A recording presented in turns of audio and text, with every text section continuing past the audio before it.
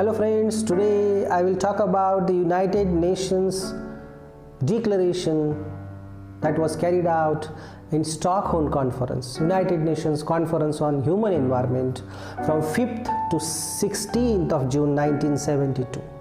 So having considered the need for common outlook, for common principles to inspire and guide the people of the world, so especially for preservation and enhancement of the human environment, so this declaration is carried out. Principle 1: man has the fundamental right to freedom, equality and adequate conditions of life, and in such a quality which permits a life of dignity and well-being. The man bears a solemn responsibility to protect and improve its environment, so for whom? For present and future generations. In this respect, the policies promoting or perpetuating apartheid, racial segregation, discrimination, colonial and other forms of oppression and foreign domination stand condemned and must be eliminated. This is the first principle of Stockholm Declaration. Principle 2 says that the natural resources of the earth, so including air, water, land, flora and fauna, they are the representatives of natural ecosystems, and we must safeguard them for benefit of present and future generations, and for that purpose careful planning or management necessary steps should be taken. Principle 3 of this declaration says that the capacity of the earth to produce vital renewable resources must be well maintained, and it should be restored wherever possible or should be improved. Principle 4 says that man has special responsibility to safeguard. We are wiser and we should wisely manage the heritage of wildlife and habitat. It is necessary because there are a lot of adverse factors which are causing impact on nature, including wildlife and other aspects. It is necessary for future economic development. Principle 5: the non-renewable resources of the earth must be managed, employed in such a way that they should not be eliminated, vanished within short span of time. So there should be proper planning. Principle 6 says that the discharge of toxic substances or other substances, especially heat, pollutants, they should not exceed the capacity of environment to remediate, and it should be ensured that such a discharge should not cause irreversible damage to the environment and the various ecosystems. So pollution prevention is important aspect of this principle. Next, principle 7: states shall take all possible steps to prevent pollution. Another aspect, so of the seas that are liable to create hazards to human health, to harm living resources and marine life. So it is expected here to go for legitimate uses of the sea. Principle 8: Economic and social development both are essential for ensuring a favorable living and working environment, so for all, and it is necessary to improve the quality of life. Principle 9. So environmental deficiencies, they generate because of the underdevelopment and also because of the natural disasters. The problems increases, so they should be remediated, and so proper financial and technological assistance should be carried out. So same by some certain domestic efforts as well as the timely assistance from other countries. So principle 10 says that for the developing countries, stability of prices and adequate earnings, they are the important the things, and it is essential to manage environment, otherwise it affects. So economic and ecological protection, economic development, they are both linked together. Principle 11. The environmental policies of all states should enhance and not adversely affect the present or future development potential of developing countries, nor should they hamper the attainment of better living conditions for all. And so for that purpose, appropriate steps should be taken, so by international organizations. So in order to meet the agreement balance between the possible national as well as international economic consequences that come from application of environmental measures. Principle 12. Resources should be made available to preserve and improve the environment. So based on particular requirement or certain circumstances, especially the suffering conditions of the developing countries, so their environmental conditions with proper planning or with the additional international technological support or financial assistance or from the other developed countries should be met. Principle 13, it says that in order to achieve a more rational management of resources and to improve the environment, states should adopt integrated and coordinated approach.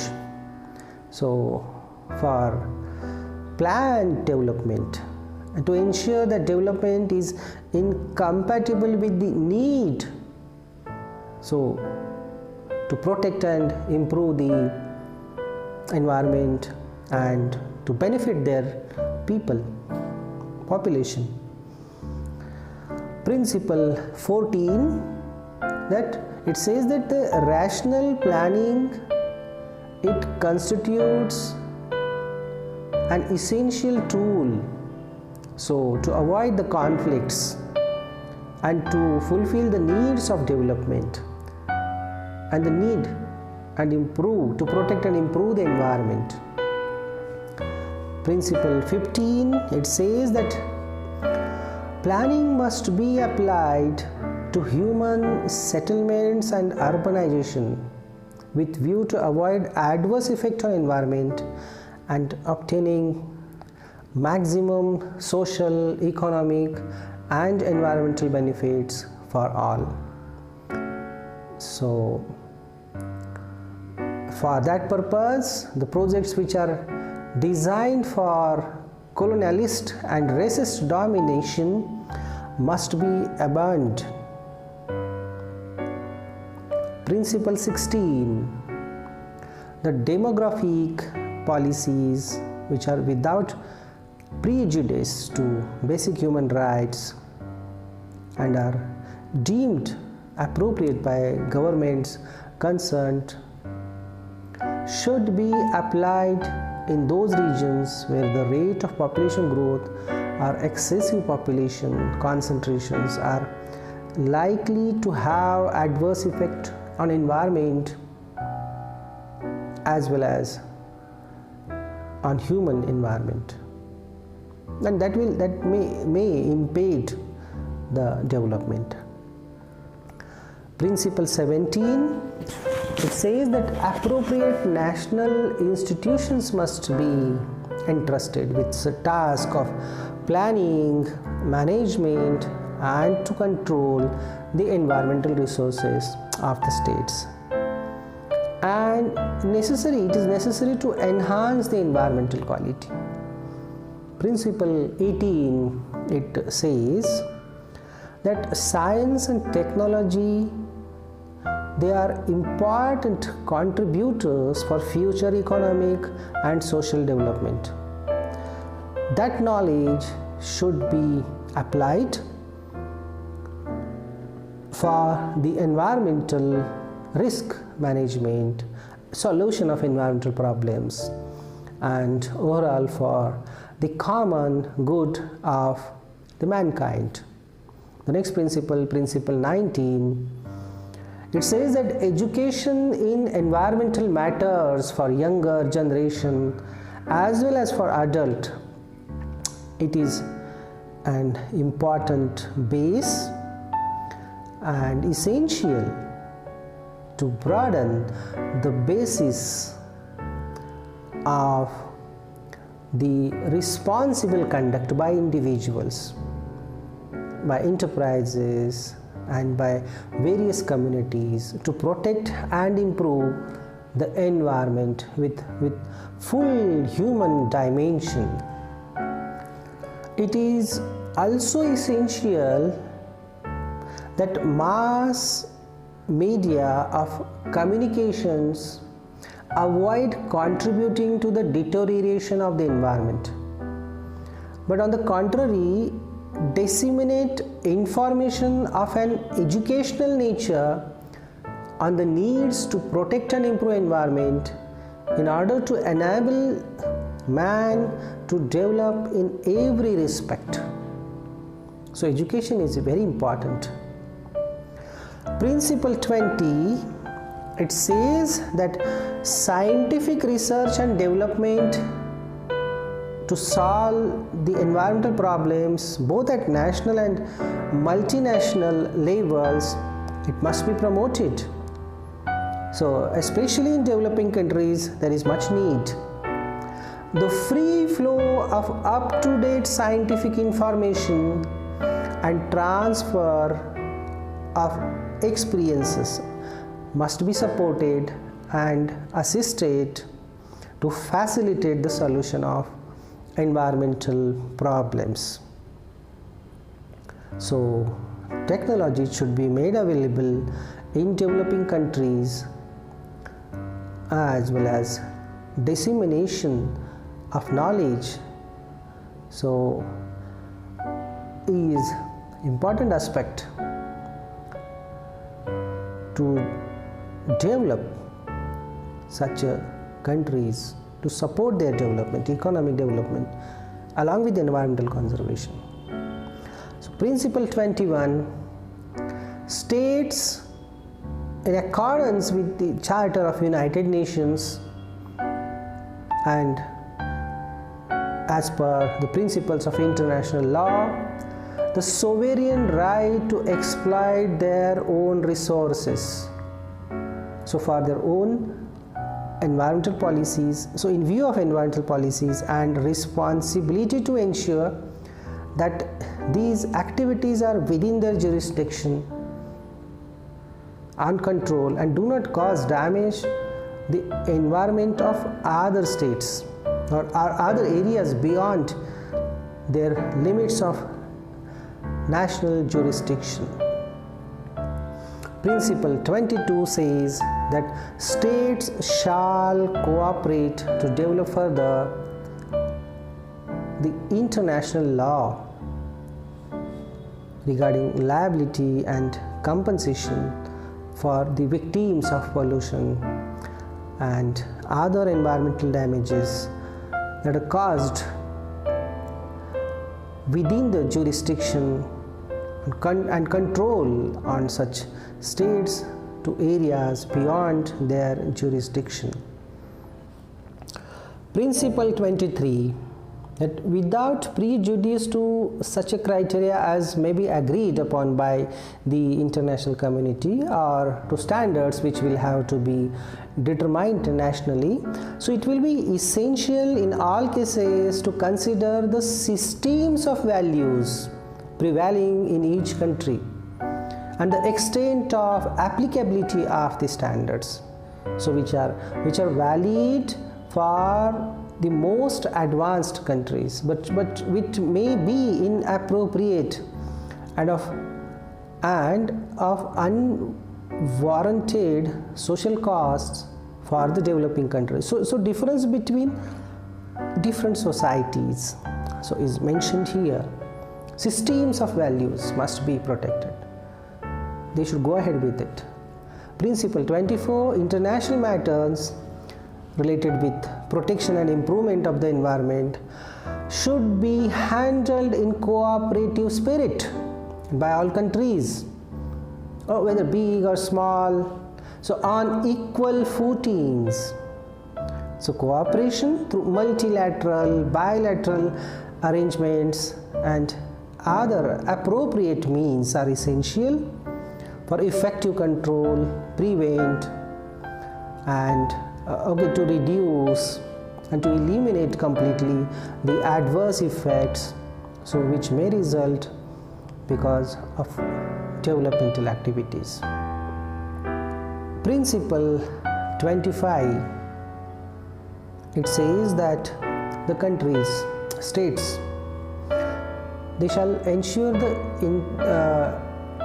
that the international organizations play a coordinated, efficient and dynamic role in protection and improvement of the environment. Principle 26, the man and his environment must be spared the effects of nuclear weapons and all other means of mass destruction.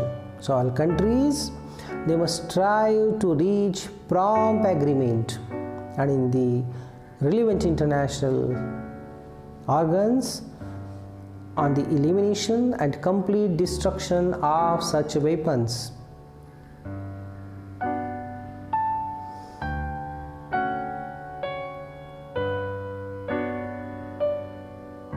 So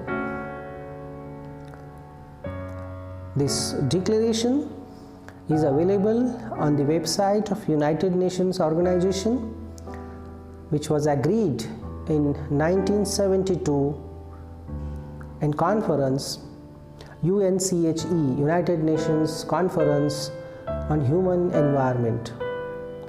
So thank you very much for being here.